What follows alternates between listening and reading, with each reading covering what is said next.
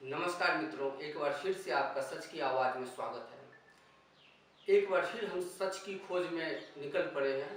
हमारे साथ एक बार फिर उपस्थित हैं श्री प्रवीण कुमार जी, जो अपने क्षेत्र में शास्त्री जी के नाम से काफ़ी फेमस हैं। और हमारे साथ उपस्थित हैं श्री अलवेंद्र कुमार जी, जिन्होंने यहाँ शिक्षण संस्थान पे काफ़ी कुछ काम किया है और इनका इस क्षेत्र में शिक्षण में काफ़ी योगदान है। तो हमारा विषय वही है एक बार फिर से कि ये जो हमारा धर्म है, सनातन धर्म, वो है क्या। तो हम शास्त्री जी से ये जानने की कोशिश करेंगे। शास्त्री जी, हमें आप ये बताइए कि सनातन धर्म है क्या, आखिर आखिर इसकी सही परिभाषा क्या है। देखिए, सनातन धर्म दुनिया में धर्म के नाम पर जो लोगों ने अपने अपने बना रखे हैं, ये एक संप्रदाय है, इनकी एक व्यवस्था है, इनका एक जीवन जीने का उन्होंने अपने तरीका एक बना लिया है, उनको तरह तरह के नाम दे दिए हैं।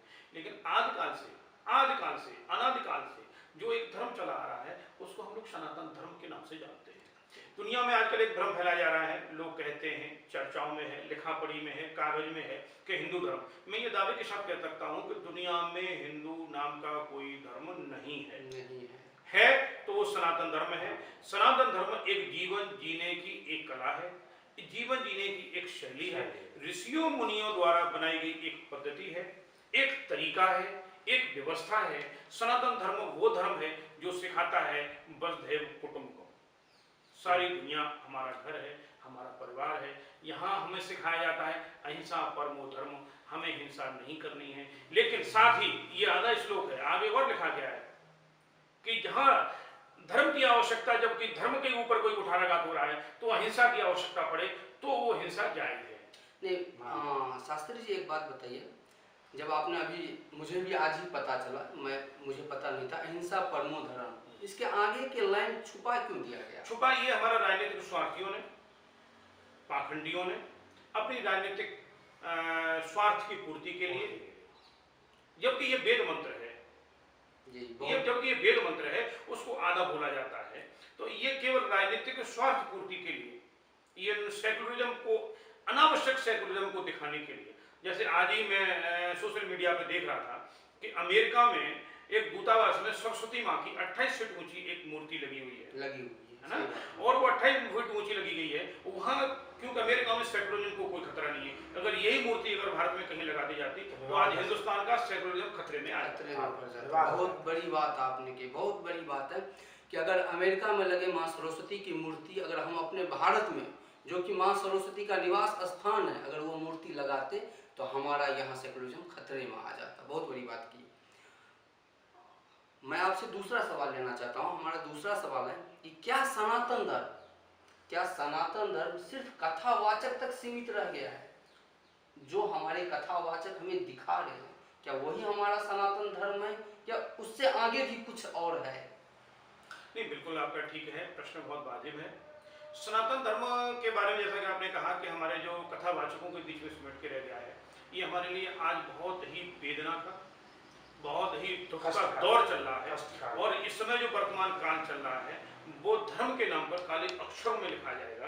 आज सनातन धर्म की कथा की और जो हमारी प्रवचन की शैली, व्यवस्था करने की तरीका, बोलने का तरीका जो बदल दिया गया है, वो काले अक्षरों में आने वाले समय में लिखा जाएगा। आने वाली पीढ़ियां हमें माफ नहीं करेंगी कि जो लोग विद्वान थे उन्होंने इसके खिलाफ आवाज क्यों नहीं उठाई, और लोग चुप हैं।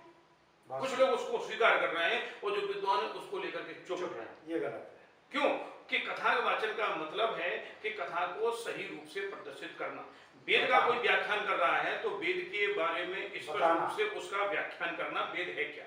गीता को उपदेश कर रहा है तो गीता में भगवान कृष्ण ने क्या कहा है, क्या संवाद है, समाज में इसकी आवश्यकता क्यों है। पुराण का बखान कर रहा है, चाहे वो श्रीमद् भागवत का पुराण हो, राम कथा हो, वहां ये अब आजकल मंचन जो कर दिया है, वाचन को कर करके, तो सनातन धर्म में उसको अपभ्रंश कर दिया गया है। आने वाली पीढ़ी धर्म के प्रति न झुकाव करके, वो नाटक, खेल, मंजूरा समझ करके एक मनोरंजन की दृष्टि उसको लेकर के चले जाते हैं। तो ये हमारे सनातन धर्म से तक सीमित होकर रह गया है। उसको मनोरंजन और कथावाचकों ने केवल और केवल जो पुराण कथा है, उस कथा को केवल धनोपार्जन का माध्यम बना रखा है। बहुत बड़ी बात, बहुत बड़ी।